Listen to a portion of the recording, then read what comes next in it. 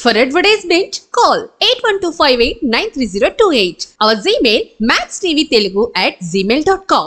Hi hello నమస్తే welcome to max TV. నేను మీ Shravs. Present మనతో పాటు ఉన్నారు సీనియర్ డాక్టర్ బాలకిషన్ గారు. మరి సార్తో మాట్లాడి అనేక విషయాలు ఈరోజు తెలుసుకుందాం. నమస్తే సార్. నమస్తే. ఎలా ఉన్నారు సార్? ఫైన్. మీరు ఎలా ఉన్నారు? నేను కూడా బాగున్నాను సార్. సార్ ఇప్పుడు చాలా వరకు అందరూ నచ్చిన ఫుడ్ తింటారు. కొంతమంది ఫుడీస్ ఉన్న వాళ్ళు బాగా తింటారు అనమాట. బయట ఫుడ్ కానీ చికెన్ బిర్యానీ ఏదైనా అవచ్చు, కానీ చాలా వరకు అది అరిగించుకోలేరు అనమాట. డైజెస్టివ్ కాదనమాట. డైజెస్ట్ కాదు, అలాగే ఆకలి వేయదు, వెయ్యదు, ఇలా రకరకాల ప్రాబ్లమ్స్ ఉంటాయి కదా సార్. అసలు ఫుడ్ ని డైజెస్టివ్ గా చేసుకోలేని వాళ్ళకి అసలు ఎలా ఉంటుంది సార్? అసలు డైజెస్టివ్ చేసుకోవడానికి ఏమైనా హోమ్ టిప్స్ కానీ లేదా ఆయుర్వేదిక్ లో ఏమైనా పౌడర్స్ కానీ సిరప్స్ కానీ అలాంటివి ఏమైనా అవైలబుల్ ఉంటాయా సార్ మీ దగ్గర?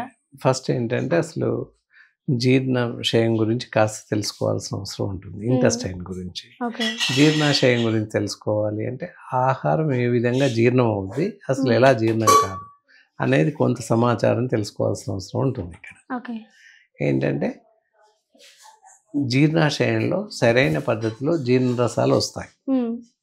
ఇక్కడ గాల్ బ్లాడర్ నుంచి వస్తాయి, బైల్ జ్యూస్ రూపంలో వచ్చేస్తాయి. Bile juice is nothing but digestive enzymes, అంటే జీర్ణ రసాలు అనమాట. మనం తీసుకునే ఆహారాన్ని బట్టి ఆ బైల్ జ్యూస్ అనేది జీర్ణాశయంలోకి నెట్టబడుతుంది. మనం తీసుకునే ఆహారానికి ఎంత మోతాదులో జీర్ణ రసాలు కావాలి అంత గాల్ బ్లాడర్ నుంచి వచ్చేస్తుంటాయి. సో ఇక్కడ జీర్ణాశయంలో మనం తీసుకున్న ఆహారం జీర్ణమవుతుంది. ఇది ఓకే, రెగ్యులర్ ఫంక్షన్. అయితే మరి జీర్ణం కాదు అనే దానికి చాలా కారణం. చాలా మందికి జీర్ణం కాదు, అజీర్ణ వ్యాధి అంటాం. అజీర్ణ వ్యాధి అని దేని అంటాం? జీర్ణం కానిటువంటి పదార్థాన్ని అజీర్ణ వ్యాధి అంటాం. మరి అవి లక్షణాలు ఎలా ఉంటాయి? అజీర్ణ వ్యాధి అని ఎలా తెలుసుకోవాలి? తర్వాత అజీర్ణం కలగకుండా అంటే అజీర్తి వేయకుండా ఎలాంటి జాగ్రత్తలు పాటించాలి అనేది ఆలోచించాలి. ఆ తర్వాత అజీర్ణ వ్యాధి ఉంటే ఏం చేస్తే తగ్గుతుంది, ఈ ఇంపార్టెన్స్. ఫస్ట్ మరి అజీర్తి వేయడానికి కారణాలు ఏంటి, అలాగే రాకుండా జాగ్రత్తలు ఏంటి? కారణాలు ఏంటి అంటే అతి ఎక్కువగా ఆహారం తీసుకోవడం, టైం బీయింగ్ లేకుండా తినడం. జనరల్గా ఏంటి, ఎప్పుడు చూసినా ఏదో ఒకటి నములుతుంటాడని మనం చెప్తుంటాం. నములుతుంటారు వాళ్ళు, ఎప్పుడు చూసినా ఏదో ఒకటి నములుతుంటారు అంటాం. అది కరెక్ట్ కాదు. ఏంటంటే మామూలుగా సహజంగా ఏదో 8 నుంచి 10 లోపు ఏదో బ్రేక్ఫాస్ట్ చేస్తుంది, సాధారణంగా జరిగేది. మధ్యాహ్నం ఎప్పుడో 1 గంటకో 2 గంటల లోపు ఎక్కడో భోజనం చేస్తాం. రాత్రి మళ్ళీ నైట్ డిన్నర్ 8 గంటల నుంచి 9-10 గంటల లోపు డిన్నర్ ముగిస్తాం. ఇది సహజ సిద్ధంగా జరిగేది. మహా అయితే ఎవరైనా 4 o'clock 5 సాధారణంగా టీ తాగడము, ఏదో 2 బిస్కెట్స్ తినడం, పళ్ళు తినడం చేస్తాం భోజనంతో పాటు. అలా కాకుండా కొంతమంది ఏం చేస్తారు, 9ంటికి 10ంటికి బ్రేక్ఫాస్ట్ అయింది, అయ్యాక 10 నిమిషాలకు వచ్చి కూర్చొని టీ తాగకముందు తాగాక కానీ ఒక పావు గంట అరగంట లోపల మళ్ళీ ఏ స్నాక్స్ తినడం, బిస్కెట్స్ తినడం, ఫుడ్ ఏదో ఒకటి తినడం జరుగుతూ ఉంటుంది. అదంతా కూడా జీర్ణాశయం మీద భారం వేసి భారం పడి అజీర్తి వ్యాధికి దారితీస్తుంది. అలా అమితంగా తినడం వల్ల, అసంబద్ధమైనగా ఆహారం తీసుకోవడం వల్ల, మిక్కిలి ఆహారం తీసుకోవడం అలా జరుగుతుంది. మరికొన్ని సందర్భాల్లో అసలే ఆహారం తీసుకోకున్నా కూడా ఆహారం జీర్ణం కాదు. ఆహారం వెళ్ళే జీర్ణం అంటుండే ఏంటి అనొచ్చు. జీర్ణ రసాల పైన దుష్ప్రభావం చూపించి జీర్ణ రసాలు సమయానికి ఉత్పత్తి అవ్వవు. సో అందువల్ల జీర్ణ రసాలు సమయానికి రావు, కనుక అజీర్ణ వ్యాధి వేస్తుంది. అదే ప్రాబ్లమే. కాబట్టి సమయానుకూలంగా భోజనం చేయాలి, సమయం ప్రకారంగా భోజనం చేయాలి. మోతాదును మించి అతిగా భోజనం చేయకూడదు, అలా అని పూర్తిగా భోజనం మానేయకూడదు. ఇప్పుడు చెప్పినట్టుగా 3 పూటలు సమాన ఏదో ఒక పద్ధతిలో మన శరీరానికి ఎంత అవసరం ఉంటుందో ఆ విధంగా తినాలి. అందరూ ఒకలాగా తినరు, మనిషికి తేడా ఉంటుంది.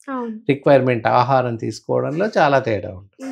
అలా వాళ్ళ సహజ సిద్ధంగా మరి ఆహారం ఎలా తినాలి అనేది ఇక్కడ ఒకటి ఉంటుంది పద్ధతి. ఎప్పుడైనా మామూలుగా చూస్తే ఫస్ట్ కాస్త ఘనాహారం తీసుకోవడం, ఆ తర్వాత లిక్విడ్, సెమీ లిక్విడ్ లాంటి డైట్ తీసుకోవడం, ఆ తర్వాత రసాలు అలాంటి వాటితో తీసుకోవడం, చివరిలో నీరు తాగడం. నీరు తర్వాత గాలి ఉండాలి. చివరికి 10-20% వరకు ఖాళీగా, కడుపు ఖాళీగా ఉండాలి. అంటే ఒకవేళ తినండి అంటే తేలికగా మరి కొంచెం ఆహారం తీసుకునేంత ఖాళీ జీర్ణాశయంలో ఉండాలి. అప్పుడు మనం తీసుకున్న ఆహారం జీర్ణం అవుతుంది. ఆహారం తీసుకునే పద్ధతి అనమాట. కొంత పర్సెంట్ ఘనాహారం, ఆ తర్వాత సెమీ లిక్విడ్తో ఆహారం, ఆ తర్వాత రసాలు, పెరుగు, మజ్జిగ అలాంటి ద్రవ పదార్థాలతో తీసుకోవడం, ఆ తర్వాత ద్రవం నింపడం, నీటితో నింపేయడం. అది ఎక్కడి వరకు 80% వరకు క్లోజ్. 20% జీర్ణాశయం ఖాళీగా ఉండాలి. అప్పుడు మనం తీసుకున్న ఆహారం జీర్ణమవుతుంది. ఇలా ఈ విధంగా ఉండాలి. అందుకే మనకు సింపుల్గా ఏదైనా చూపిస్తాం, ఏ బాటిల్ అయినా, మెడిసిన్ కానీ ఇతరత్ర ఏ పదార్థమైనా కొంత ఖాళీ ఉంటుంది. ఇలా ఈ విధంగా చూసినట్లయితే ఎగ్జాంపుల్ ఈ పైన ఖాళీ ఉంది, నిండుగా ఎందుకు నింపమంటే బ్రస్ట్ అవుతాయి. బాటిల్ కెన్ బి బ్రస్ట్, అందువల్ల కొంత గాలి ఉండాలి తప్పనిసరిగా. ఎస్, అలా ఉన్నట్లయితే మనం తీసుకున్న ఆహారం త్వరగా జీర్ణమయ్యే అవకాశం. ఇది ఫిజికల్ ఫినామినా ఎలా చేసినా న్యాచురల్గా ఇది పద్ధతి అనమాట.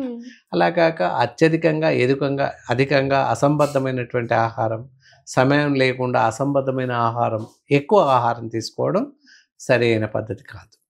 అలాగే అసలే ఆహారం తీసుకోకపోవడం, ఏదో ఒక ఉదయం పాలు తాగుతాం మేము, మళ్ళీ తినం, మళ్ళీ ఏం తినం, పళ్ళతోనే ఉంటాం మేము అని చెప్పడం కూడా అజీర్తి వ్యాధికి దారితీస్తుంది. ఈ మధ్య చాలా వాళ్ళు ఎక్కువ మంది అనుసరిస్తున్న పద్ధతి అదే. అయితే ఎక్కువ తినడం, బరువు పెరిగిపోతారు, స్థూలకాయం పెరిగిపోతుంది. అప్పుడు ఇమ్మీడియట్గా ఆల్ ఆఫ్ సడన్ చాలా స్పీడ్గా ఆహారం మానేస్తారు, పూర్తిగా ఆహారం మానేస్తారు. దానివల్ల లాభం కలక్కపోగా అత్యంత ప్రమాదకరమైనటువంటి జబ్బులు వచ్చే అవకాశం ఉంది. జీర్ణకోశ వ్యాధులు వస్తాయి. అందులో ఇంటెస్టైనల్ పాలిప్స్ అంటే ఇట్ ఈస్ క్యాన్సర్స్ అంటారు, జీర్ణకోశ క్యాన్సర్స్ వస్తుంటాయి. ఇలాంటి జబ్బులు వచ్చే అవకాశం ఉంటుంది. కాబట్టి పూర్తిగా భోజనం మానివేయడం కరెక్ట్ కాదు. ఒకవేళ బరువు తగ్గాలనుకున్న వాళ్ళు కూడా భోజనం చేస్తూనే భోజనంలో కొన్ని రకాల మార్పులు చేసుకుని బరువు తగ్గించుకోవాలి. ఇక్కడ మనం అజీర్తి వ్యాధి అంటున్నాం కానీ ఇవి కూడా అన్నీ వస్తాయి ఒకదానిలో ఒకటి. అందువల్ల ప్రాథమికంగా ఒక ప్రియారిటీ ప్రకారంగా భోజనం చేసినట్లయితే అజీర్తి వ్యాధి రాదు. మరి లక్షణాలు ఎలా ఉంటాయి? ఇంతకు అజీర్ణం అంటే ఎలా తెలుస్తుంది అంటే గొంతులో వచ్చేసి పుల్లని త్రెంపులు రావడం, గొంతులో మంట రావడం, లేదా మనం తిన్న ఆహారం గొంతులోకి వస్తుంది, ఒక్కొక్కసారి నీరు గొంతులోకి వచ్చేస్తుంది. దీన్నే అజీర్తి వ్యాధి అని చెప్పడానికి అవకాశం ఉంటుంది. కడుపులో టైట్గా బ్లోటింగ్ బాగా టైట్గా ఉంటుంది, అంటే ఆహారం ఎక్కువగా తీసుకున్న పరిస్థితిలో కడుపు టైట్గా ఉంటుంది. కొన్ని సందర్భాల్లో ఆహారం మామూలుగా తీసుకున్న గ్యాసెస్ పట్టేసి కడుపు టైట్గా ఉంటుంది, టైట్నెస్ ఆఫ్ స్టమక్ అనమాట. ఇలాంటి సందర్భాలు ఏవైనా ఎదురైతే ఇవన్నీ లక్షణాలు అనమాట. ఇలా ఉండడం అజీర్ణ వ్యాధికి లక్షణాలు. మనం తీసుకున్న ఆహారం జీర్ణమవుతలేదు అని చెప్పడానికి ఈ లక్షణాలు కనిపిస్తాయి. సార్ మరి కొంతమంది ఫుడ్ డైజెస్ట్ కాలేదని కూల్ డ్రింక్స్ తాగేస్తుంటారు కదా సార్, డైజెస్ట్ అవ్వడానికి, అది ఎంతవరకు కరెక్ట్ అంటారు? అబ్బా, ఇది చాలా అత్యంత అద్భుతమైన ప్రశ్న. భోజనం కాలేదు, డైట్ కాలేదు, కడుపు ఉబ్బరంగా ఉంది అని చెప్పేసి కూల్ డ్రింక్స్ తాగుతారు. సో కూల్ డ్రింక్ తాగడం ఏమాత్రం సమంజసం కాదు. చాలా ఎపిసోడ్లో చెప్పాం, ఇప్పుడు కూడా చెప్తున్నాం, ఎలాంటి కూల్ డ్రింక్స్ తాగకూడదు, శీతల పానీయాలు ఏవి కూడా సేవించకూడదు. అంతగా అయితే కాస్త సోంపు తినేసేయండి, ఫ్రీ అవుతుంది. వాళ్ళకు ఒక రకమైన అపోహ మాత్రమే. దానివల్ల carbide drinks, nothing but carbide drinks అని చెప్తారు శీతల పానీయాల్ని. కనుక అవి తాగకూడదు. అది తాగడం వల్ల క్యాన్సర్స్, గుండె జబ్బులు, పెరాలిసిస్ ఇలాంటి జబ్బులన్నీ, కిడ్నీ జబ్బులు ఇవన్నీ వస్తున్నాయి మనకి కూల్ డ్రింక్స్ తాగడం వల్ల. అందువల్ల కూల్ డ్రింక్స్ తాగకూడదు. మరి ఎలా? బ్లోటింగ్, కడుపు టైట్గా ఉందని తాగేస్తారు ఉపశమనం కోసం. అలా కాకుండా ఏం చేయాలి? భోజనం తర్వాత ఒక 10 నిమిషాలు వెయిట్ చేసి, మామూలు పర్సన్స్ అయితే కాస్త స్వీట్ తినండి, అరిగిపోతుంది. అది ఎవరికి తెలియదు. టైట్గా ఉంటే స్వీట్ ఎక్కడ అంటే రసోసాధన తొందరగా జీర్ణం చేస్తుంది, ఎక్కువ రసం వస్తుంది. మనం తినే ఆహారం తిన్నాక హాఫ్ అన్ అవర్కి, ఇప్పుడు కాదు, చాలా హోటల్స్లో ఒక పండు కానీ స్వీట్స్ కానీ ఇచ్చేవాళ్ళు, భోజనానంతరం ప్లేట్లో వచ్చేవారు. స్వీట్ తినేస్తే మామూలుగా చిరావు కానీ ఇలాంటి కొన్ని రకాల స్వీట్స్ ఏవో ఒకటి స్వీట్ ఇచ్చేవాళ్ళు భోజనంతో పాటు. భోజనం చేశాక స్వీట్ తినడం వల్ల త్వరగా ఆహారం జీర్ణమవుతుంది. ఏ పళ్ళు తిన్నా, అరటిపళ్ళు కానీ కమలాలు కానీ ఏవి తిన్నా ఆహారం జీర్ణమవుతుంది. భోజనానంతరం పళ్ళు తీసుకోవాలి అసలు వాస్తవాన్ని. అలా తీసుకుంటే ఆహారం త్వరగా జీర్ణమవుతుంది. ఈ పక్కన పెట్టేసి కూల్ డ్రింక్స్ తాగుతున్నారు జనాలు, అది కాదు. అందులో కార్బైడ్స్ ఉంటాయి కనుక అప్పుడు కాస్త తేలిగ్గా ఉంటుంది చెప్పొచ్చు, కానీ దానివల్ల భవిష్యత్తులో చాలా రకాల ప్రమాదాలు ఉన్నాయి. ఇందాక చెప్పాం, ఆ జబ్బులన్నీ వరుసను వస్తుంటాయి కనుక తాకు. మరి ఒకవేళ నార్మల్ పీపుల్ అయితే ఇలా కూల్ డ్రింక్స్ తాగేస్తారు కదా, ఒకవేళ డైజెషన్ ప్రాబ్లం ఉన్న వాళ్ళు ఆయుర్వేదంలో ఎలాంటి చికిత్స ఉంటుంది? ఎస్, ఎలా ఇప్పుడు ఇందాక చెప్పుకున్నట్టు కడుపులో మంట కానీ గొంతులో పులకరం లాగా వస్తుంది అనుకున్న వాళ్ళందరికీ కూడా ఏంటి, మామూలుగా ఇంట్లోనే గొంతులో మంట ఉంది, ఎసిడిటీ ఉంది, ఇలా వస్తుంది అనుకున్న వాళ్ళకి ఇంట్లో అందరింట్లో మిరియాలు ఉంటాయి, బ్లాక్ పెప్పర్, నల్ల మిరియాలు పౌడర్ చేసేసి పెట్టుకొని ఒక పావు స్పూన్ వరకు హాఫ్ కప్ మజ్జిగలో కలిపేసి తాగేసేయాలి. తాగుతుంటే గొంతులో మంట, కడుపులో మంట వితిన్ మినిట్స్లో తగ్గిపోతుంది, నిమిషాల్లో తగ్గిపోతుంది. సో అలా వాడుతూ ఉంటే తగ్గుతుంది. అప్పటికి తగ్గనట్లయితే తప్పనిసరిగా మాలాంటి ఆయుర్వేద వైద్య నిపుణులు సంప్రదించాలి. అలా సంప్రదిస్తే సరిపడినటువంటి ఆయుర్వేద వైద్య చికిత్సా పద్ధతులు చాలా ఉన్నాయి. ఇక్కడ వచ్చేసి మీరు చూస్తూ ఉంటుంది డైజెక్స్ సిరప్ కనిపిస్తుంది. ఈ డైజెక్స్ సిరప్ని వయస్సుతో నిమిత్తం లేకుండా అందరూ వాడచ్చు. ఉదయం 2 స్పూన్స్, సాయంత్రం 2 స్పూన్స్ వాడుతూ ఉన్నట్లయితే అజీర్ణ వ్యాధి పూర్తిగా తగ్గి అదుపులోకి వచ్చే అవకాశం ఉంటుంది. ఈ కార్యక్రమం మీకు నచ్చిందని అనుకుంటున్నాను. ఇవన్నీ ఫాలో అవుతూ ఉన్నట్లయితే తప్పనిసరిగా మీకున్నటువంటి అజీర్తి సమస్య నుంచి బయటపడవచ్చు. చాలా చక్కగా చెప్పారు sir. Thank you so much. It's all right.